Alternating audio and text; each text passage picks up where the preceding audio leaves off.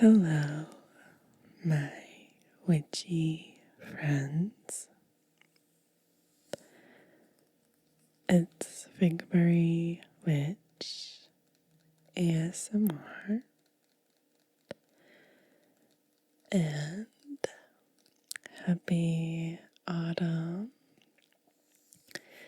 and Halloween season. I subscribe to this very witchy magazine called Enchanted Living, and I received the Autumn Queen issue in the mail, and I thought, what better time than now to give you a cozy flip through video of all of its pages. And if you're new here, please do subscribe and join the coven. We are a very friendly and welcoming bunch. And if you'd like a little more Figbury wit, consider joining the coven on Patreon. I actually post videos quite similar to this. I did an Enchanted Living flip through a few months ago, exclusive to Patreon, but for the cost of 1 cup of coffee per month, you can unlock dozens of ad-free videos, audios, recipes, witchcraft history facts, and blog posts. And I'm very close with my patrons. I take requests from them. They give me video ideas, and it's just a wonderful space. If you're interested in the practice of witchcraft or you just love ASMR. So hopefully I will see you there very soon. So on the cover of this issue of Enchanted Living, we have this beautiful lady. If you follow them on Instagram, they posted a lot of pictures of like the behind the scenes for this photo shoot, and there were all sorts of photos that they took of this lovely lady. And she has beautiful whitish hair and a little like flower crown, and she's holding a beautiful sprig of leaves. So hopefully when we get to that part of the magazine, we'll be able to see a little bit more of her. You also look at this little creature that we have with us. This is a tiny little felt mandrake guy. I actually got him in my 31 Days of Samhain Advent that I did. There's a full unboxing of that from last year, if you want to watch it. So, of course, the advertisements are actually some of my favorite parts of Enchanted Living. They have, like, wonderful articles, but you get really targeted ads. Like, for book publishers, we have Three Sisters Apothecary, and it says, enchant your senses with the essence of autumn. So They sell candles and things like that.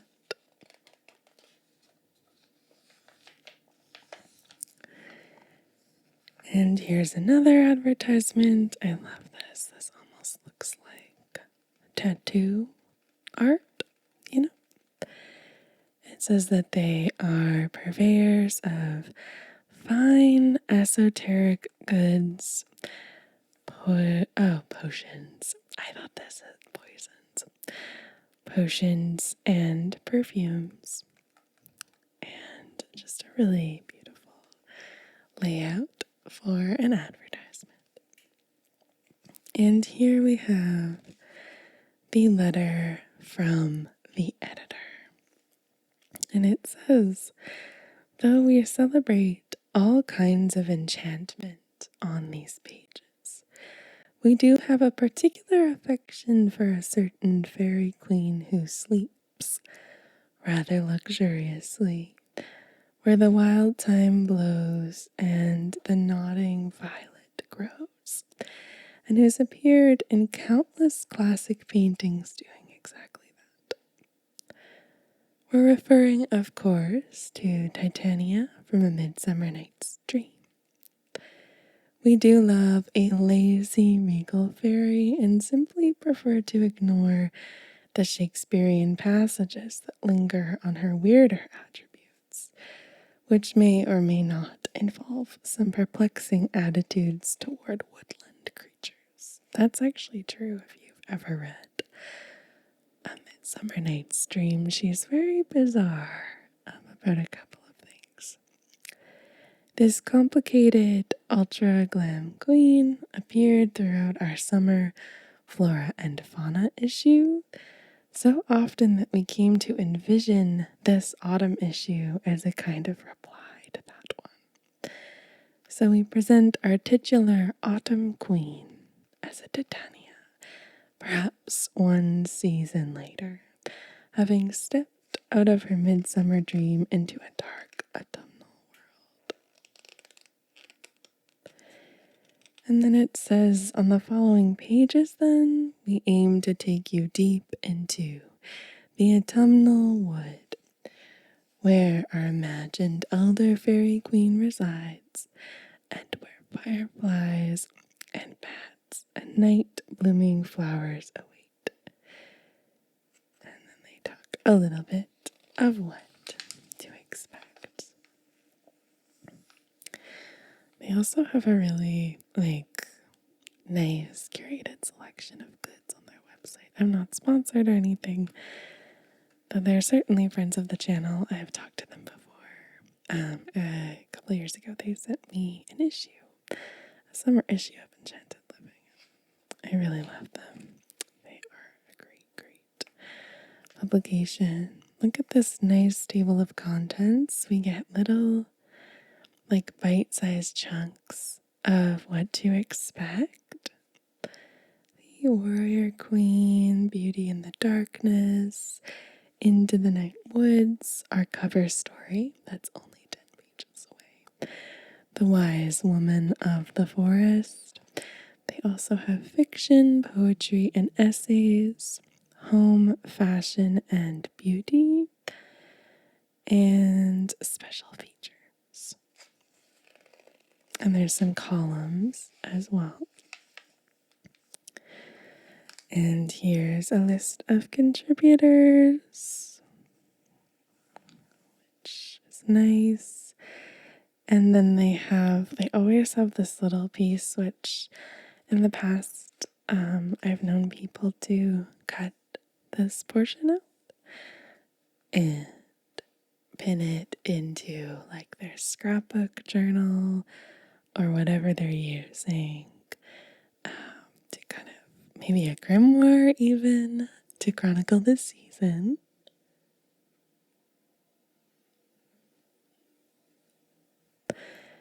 And this is by Susan Cockle. You already know you are a queen. Do you reign in autumn? If 7 or more of these statements apply to you, the clues The elves. I read these like in dim light and my glasses aren't the greatest. The elves will give you a crown. The first says you love velvet, which is very true for me. The second, cool air puts a bounce in your step and hope in your heart. Forget roses and diamonds. For the moment, your favorite tiara is all chestnuts and amber. You look forward to the way leaf fall unclutters the sky, especially at night. It's easier to spot bats and nighthawks that way. You stay up late and use binoculars to track flocks of migrating birds, which almost always travel after dark. Not to mention gazing at the moon, the stars, the fairies fluttering among the moths. You could eat mushroom stew 5 nights a week. Everything just feels better when you're wearing a cape. That is very true.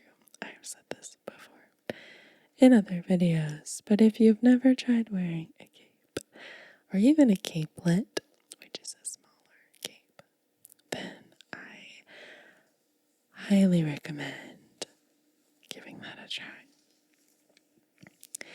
Like Mary Poppins, you travel on the west wind. You've already outlined your mannequin with an old prom dress, and you're stapling colorful leaves all over it. Part of the beauty you see is watching the leaves turn crunchy and brown. You collect Victorian jewelry, particularly memento mori. You celebrate the autumnal equinox as an elf or a fairy, with some witch work, or by gathering your pagan friends together for a fabulous maven feast. So you've spotted a few grays. You cherish them and hope to see more very soon. You would wear actual spider webs if you could. Feeling that, you have a favorite crocheted lace shawl. You've seriously considered moving to Australia for half the year so you can have 2 autumns. And a witch lives in your dollhouse. Very cute. Okay, so this is the autumn story that I'm very curious about. It's called The Wise Woman of the Forest.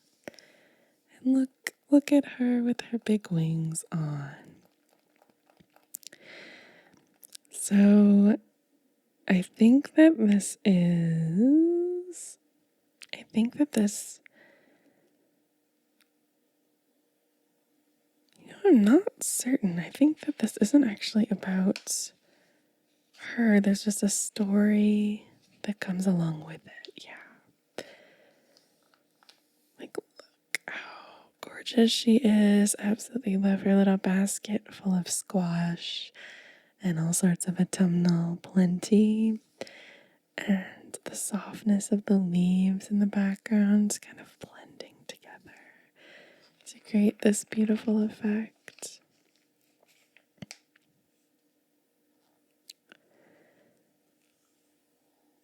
And yeah, it looks like it's just a general story. But like, look at how they have photographed her. Just absolutely magical. I love it. There's a lot of photos of her actually. I hope that when I'm old, like, my hair grows that long. Sometimes it can be pretty hard when you have white or gray hair to keep it growing. Like, it can get kind of wispy. About these photos. Okay, let's read what Michaela Durasova says, who's the photographer who does these absolutely gorgeous pictures. The world of good magic fascinates me. The one where benevolent witches, elves, fairies, and goblins live. I've always felt that kind of magic in my mother, who is both a mom and a fairy godmother in one. She is what I see when I close my eyes and imagine a good fairy. I also see a quiet, mossy clearing in the woods and the sun filtering through the branches. And I hear the sound of a stream. Then a pair of pearly wings flutter, bringing that barefoot fairy closer. In short, I see her life, languid, graceful, lovely, real life. Photographing my mother in the forest and capturing her connection with nature has a profound meaning for me, because together we bring that vision of good magic to the page, which creates all sorts of beautiful feelings to both of us. Photo sessions like these keep me constantly inspired in everything I do. And there's this beautiful photo right here in the center, this oval shaped photo. My absolute favorite ASMR channel that does primarily magazines is 90s Fairy. She does like mostly 90s magazines, but I watch so many of them to fall asleep. Okay, so this is another like short sort of fiction piece, and we have this picture of a delicate spider web between the branches of a tree. There's also Lit Joy. There's an ad for Lit Joy, a crate of sorts. It says, enter a world of enchantment. Discover Lit Joy's cottagecore and fairy delights. And it looks like it's a crate subscription service. Ooh, this is very pretty. So this section is just demarcated by this little title in the corner that says Things We Love. And it looks to be a painting which they have blown up and made into this spread. And this is what I mean, like Enchanted Living has so many nice images that you could collage out of if you wanted. Because the print quality is so high, like you could tear out little pieces, cut out little pieces, and make a collage if you felt you wanted to.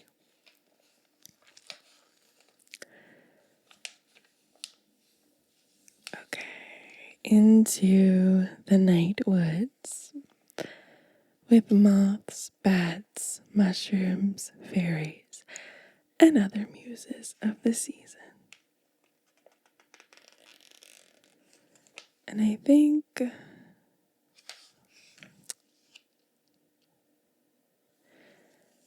this seems to be like a personal essay, so let's read some excerpts from it. Spring has its freshness and promise. Summer gets all that lush light, and winter brings cozy idle hours. But autumn is really the most creative season. As the natural world's showy stars, roses, larkspur, la-di-da, shed their blossoms, the air becomes crisp and brisk, driving out summertime languor. Trees flame with color, new mushrooms pop up among the roots. So we shed our old ideas and let new ones, long percolating, leap to the forefront. We're filled with ideas for poems, plays, paintings, and recipes. We dive into our projects with renewed purpose. Our minds can't help but turn to longtime romantic crushes, Emily Bronte and Percy Shelley, who embraced the season with all they had. In her poem, Fall Leaves Fall, an atypically joyful Bronte gushes that every leaf speaks bliss to me. Percy B. felt the same way, and his Ode to the West Wind of 1819 is an anthem for the season of creativity. O wild west wind, thou breath of autumn's being, thou from whose unseen presence the leaves dead are driven like ghosts from an enchanter fleeing, make me thy lyre, even as the forest is. What if my leaves are falling like its own? What if, indeed, has anyone ever loved our Percy less for thitting a little? We honor him for daring to be the wind, for commanding it. Be thou me, impetuous one. That cleansing wind blows away old thoughts and habits. A purer poet sings the season, who has not recited these lines walking through a stiff breeze. There's a little picture of a fairy lady right there, and some other subsections here of moth and metaphor, the web underground, and this beautiful illustration or picture of little mushrooms. Let's count them. 1, 2, 3, 4, 5, 6, 7, 8, 9, 10, 11, 12, 13, 14, 15, 16,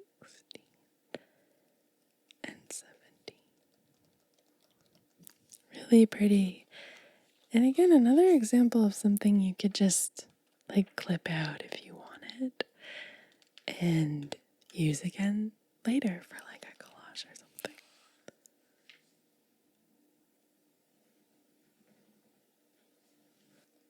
So then we have this 2-page spread, which is Rabbits Among the Fairies, and it's from the 19th century. And it's by John Anster Fitzgerald. I love that there's so many 19th century paintings of fairies. And this one has a little hare, a rabbit in the middle, and fairies just doing all sorts of little nefarious fairy activities. And there's plant life kind of draping through, and some brush. And these fairies are kind of like playing around. Maybe they're sort of taunting the rabbit. I don't know. But it's really pretty. I really like this. I'm trying to pick my favorite fairy. I think it might be this one or this one. No, actually, it's this one. It's for sure this one. Look at these wings. So beautiful. And then this one has wings that are kind of folded and they're very translucent and delicate. But I don't know, this one's get up is just kind of cool. Like the head, the little like heads, wings are kind of bizarre. Yeah, I really like that. Okay, so we have some more fiction here. I think. Yes. It's hard to tell sometimes. It's not like labeled really well. Wait, no, it's not. This is an essay as well. Oh, it's a continuation of this essay from before. Okay. Into the Night Woods. And this is about the Fae. In the woods' deepest reaches, you enter the Fairy Queen's realm. The spiders, bats, and moths along the way are part of her entourage and her lore. She might clothe herself in cobwebs, or even be named Cobweb. And although she has wings, she loves to climb onto a bat's furry back for an exhilarating ride that zigzags fast through the branches. But one type of animal that you will not see this deep in the woods, although Victorian artwork love to place them there, bunnies, rabbits, conies, hares. They might burrow near the edges of forests and occasionally hop 100 feet in. And then it talks about rabbits. This is a really long piece. Wow. With some Shakespearean references. And here's another, I believe, Victorian era illustration of Flight by Night of Bats and Elves by Richard Doyle. And it's a combination of bats and elves. So the little elves are just perched on top of the bats, and the bats are flying, flying, flying, flying away. Oh, pretty. So here is a gorgeous picture of Jasmine Tucker, aka founder of Black Fae Day. Perfectly captures the joy and beauty of an autumn queen in this capture by Carlos Williams Jr. Wow, beautiful. This is the second Saturday of May each year since 2021. Look at this dress. So beautiful. I wish I owned a dress this gorgeous.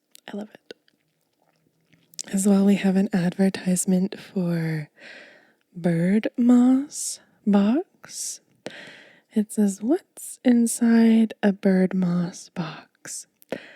Tiny moss terrariums, lockets with hidden meat messages, tokens from crows, encoded secrets, luminous mushrooms, sea glass, amber, and fossils. Glimpse a magical world, birdmoss.com. Okay. And then as well, what do we have here? A little subscription, like tablet thing, like insert. They always put these in magazines. I like to tear mine out. This is a little bit loud, I think, so maybe I shouldn't.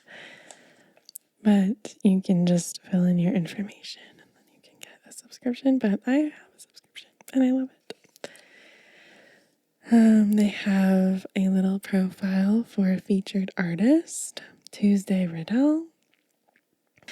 And it talks about like who this artist is and what they're up to. It says a quick scroll through Tuesday Riddell's Instagram feed will yield brief yet dizzying captions like these.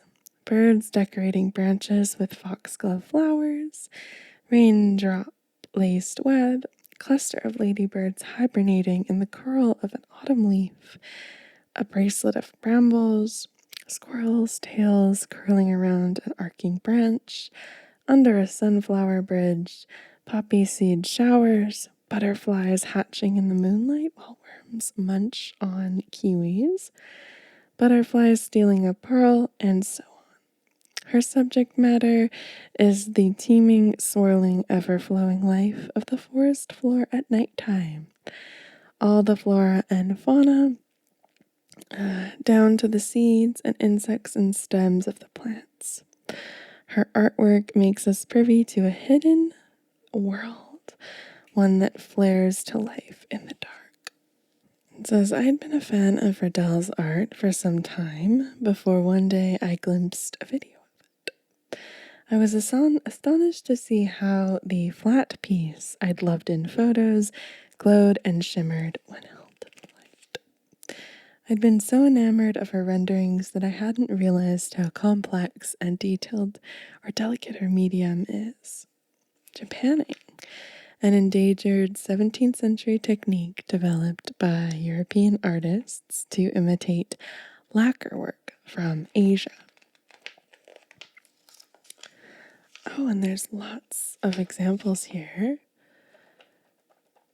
So it says to create each piece, Riddell sands and polishes a wooden board, then prepares it with up to 30 layers of lacquer that she mixes herself with pigments and varnishes before letting it harden into a black mirrored base surface. Once the lacquered board is ready, she marks out silhouettes, works on the backgrounds using luster powders, and fills in the silhouettes with layers of shade and line and gold and silver leaf, an occasional mother of pearl. It's a time-consuming, painstaking process. Each artwork ends up consuming, it says, or consisting of around 40 layers. And so we see some of this artwork. I love this bat. Look at this incredible bat hanging from a tree. So beautiful. My goodness. And these little strawberries, which some of them have been eaten. There's moths, a full moon. There's a moth here. So, so pretty. I would hang this on my wall. Like, a lot of these, again, you could like frame them. You could throw them in a frame and use them to decorate your walls. And that's what I love about Enchanted Living. Oh my gosh. Sang de Fleur. This is so cool. And there's a discount code. Oh my god. That's amazing. I love Sang de Fleur. I've done a video. I'll link it in the description on my Sang de Fleur dress. They were kind enough to send me a dress, so I'm a Sang de Fleur girl. And it says you've likely seen Sang de Fleur's romantic, timeless silhouettes all over social media, if not inside your own closet. But did you know that the first Sang de Fleur dress was created by two sisters in honor of their own queen, their mother? That is, who often wore a certain beautiful dress with a twirling skirt and Peter Pan collar. This iconic dress, and the way it made their mother even more radiant when she stepped into it, captured the sisters' imagination so much that years later they replicated it in linen, called it a classic dress, and created a whole fashion brand around it. Sang de Fleur, based like the sisters in Lithuania, has grown to nearly 24 employees. Nearly all of them are women, except for one seamster and one male dog, who's outnumbered by 2 female dogs, not to mention the occasional child. I love Sang de Fleur. They're the absolute best. Oh, we have a Samhain tea ritual. Let's check this out. I'm hoping to release my Samhain ritual ASMR video soon. How I celebrate Halloween or Samhain. Maybe by the time you see this, it's already out. It says, it is fall, and deep in the ancient groves of the enchanted wood, a woman gathers earthy roots and plump, fragrant mushrooms. She places them in her basket beside wild ruby red rose hips, juicy dark purple elderberries, and silvery mugwort gifted by the hedges. I have to harvest my mugwort. It's about time. Her hooded woolen cloak brushes against the soft ferns that line the path over spongy moss and pine needles as she makes her way home. There, at the edge of the wood, her small stone cottage is surrounded by goldenrod and purple aster swaying in the breeze. A black cat in the doorframe moves, eagerly awaiting her return. Okay, so we have some history and context here. Okay. The history of Samhain, like the idea that the metaphorical veil between our world and that of the spirits thins at this time, harks back to Druid times, and possibly even further back, being rooted among many pagan peoples. Traditionally, at Samhain, the final harvest, all farm tools were put away, and the people settled in to rest for winter. We now celebrate the festival from October 31st to November 1st. Samhain has always been a culminating time for celebrations and rituals for giving thanks and connecting with one's ancestors. And so their tea is 4 small rose hips, 1 teaspoon dried elderberries, 1 teaspoon dried mugwort, half a teaspoon mushroom powder, a pinch each of ginger root, clove, cardamom, nutmeg, orange peel, and a cinnamon stick. I would love to show you a recipe like that. That would be so fun. They also have some baking here. The Fairy Queen's Night Forest Cake. Oh, this is Must Love Herbs. They have an amazing Instagram. I always see pictures of the things that they create on Instagram. Here's a black velvet cake that might have emerged from the depths of the autumn forest at night, where the Fairy Queen and her attendants indulge in dark chocolate as baths and giant moths alight around them. The marzipan and mushrooms that sit atop and all around the cake are hand sculpted and painted to look like their real-life counterparts. The crumbling edible moss is as sweet and delightful as the cake it adorns, and the icing is as dark as the moonless night. It's only by the foxfire and eyes blinking from the branches. You can nurture your own inner fairy queen with the decadent recipe on the following page. You might even try enjoying it by candlelight or darkness, dreaming of the forest.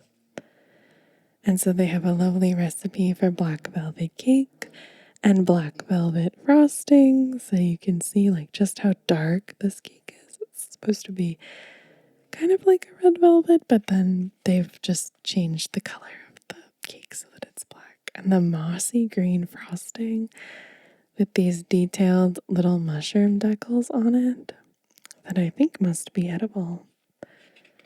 Amazing. And here's a finished picture of the cake. That looks so good. Like, I would lose my mind if somebody made a cake for me that looked like this. It's so pretty. As well, there's some conversation here about this hunter's moon that's coming up. It says, I offer you the simple TASK task.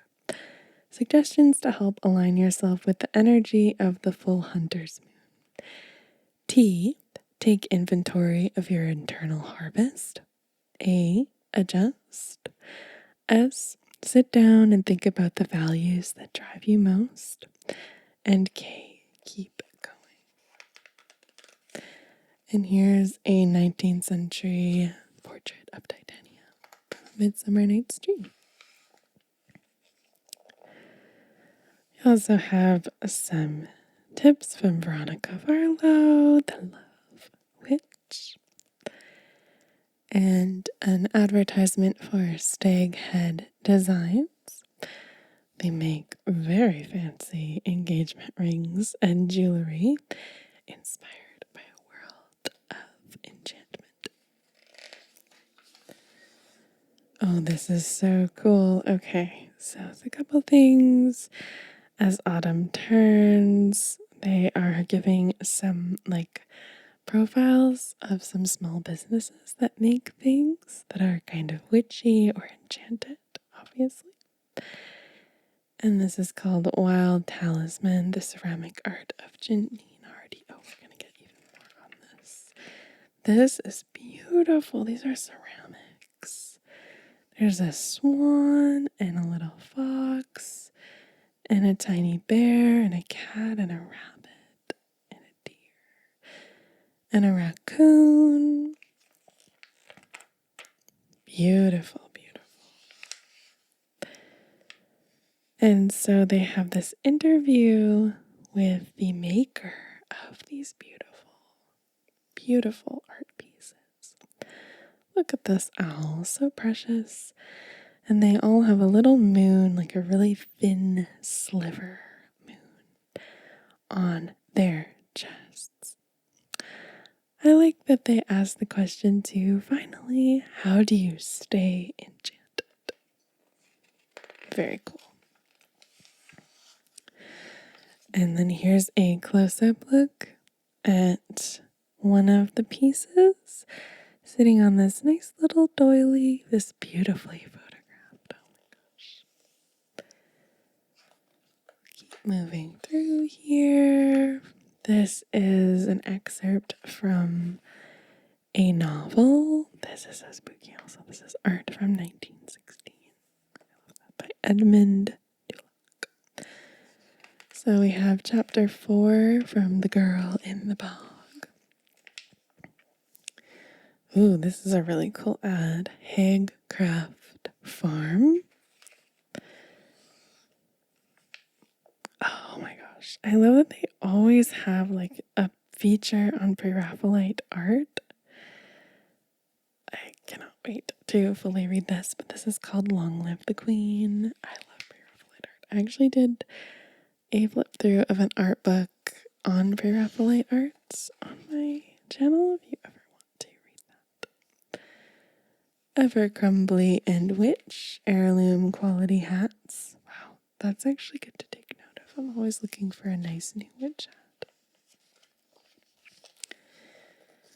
And we have this beautiful photography here. This woman with this black horse. And this is called Warrior Queen. Our photo shoot draws on the themes of autumn and the contrasts it brings. Autumn in literature is often a symbol of transition and the cycle of birth, death, and rebirth. We wanted to tell the story of a queen who has done her best to rule skillfully and fairly, but now it's her time to make way for a new ruler. Oh, wow. This is so beautiful. Look at this. Gorgeous, gorgeous photos. Then we have some more fiction. Look at this dress that she's wearing and the sword that she's wielding. And then another picture of her. I think this is one of my favorites, the way that she's kind of peeking from behind this tree. Just kind of looking at the photographer very quickly. And a couple more like featured products. I always rely so much on their recommendations. I've been led to quite a few things in the past through their recommendations. And then this article on a book, Night Magic. Author Leanne Hennian talks with us about the wonders of the dark. And this is a night blooming flower that they have here.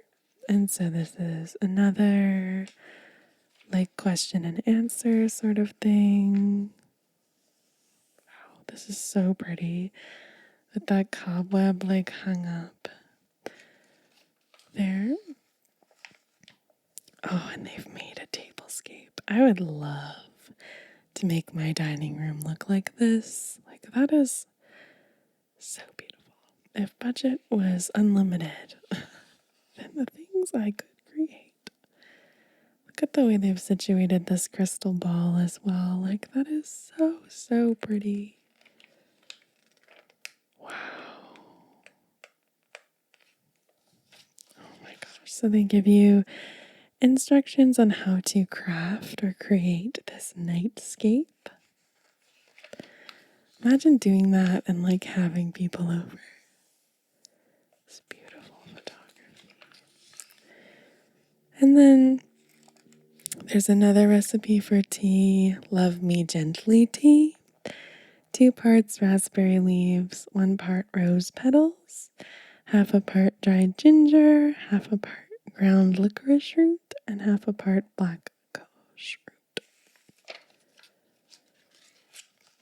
And then there's always like a couple articles on some wild card kind of things, like this aerial acrobatics one here. Look at these these lush pictures. Look at what they're wearing. These headpieces are very like 1920s. Absolutely love that. And then here is finally some information on the cover person, and it talks more about the creative process of what she was wearing, like how they came up with what she was wearing. It says, my wife Kim and I came up with our outfit centered on the glorious red velvet cloak she's wearing, and I did her makeup myself, having watched her do it throughout my childhood. I set my sights on the fairground at the Maryland Renaissance Festival, a place I've loved and worked at since my teenage years. And then my mother posed flawlessly for a couple of hours, remarking on how exhausting modeling seems as a potential profession. I don't think she has any idea how many people a third of her age get just as tired under the same circumstances. Oh, she's so beautiful. Oh, I just absolutely love these photos. I hope I look like that when I'm older. And another piece of short or kind of like flash fiction with this beautiful artwork.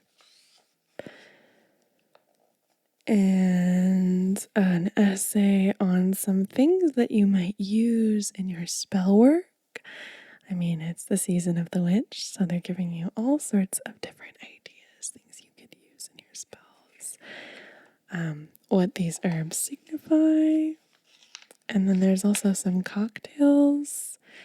They always give cocktail recipes. And a perfect note to end on, an excerpt from Autumn Song by Dante Gabriel Rossetti.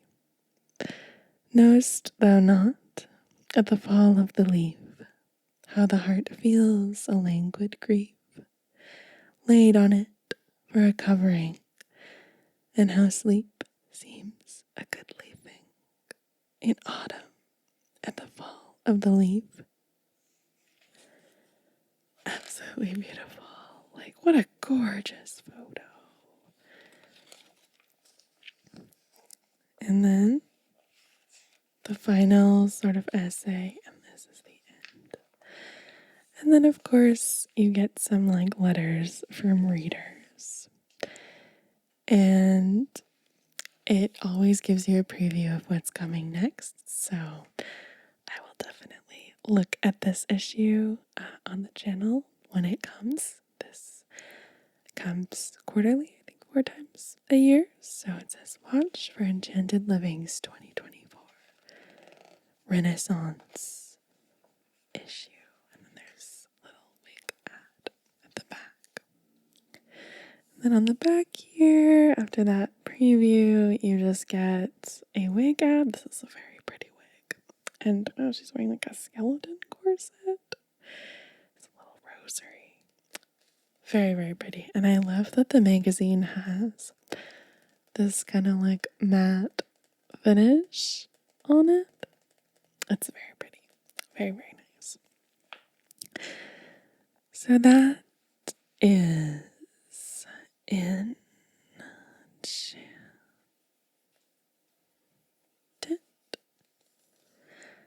Living. And that's the Autumn Queen issue. So the Autumn 2024 issue of Enchanted Living. But I hope that you enjoyed watching me flip through this lovely magazine. I will read every article in more depth over morning coffee the next few weeks. And if you are interested in seeing more of this sort of thing, please consider joining my Patreon and subscribing and joining the coven. There's lots more where that came from. So I hope that you have a restful and peaceful sleep. And I'll see you again very, very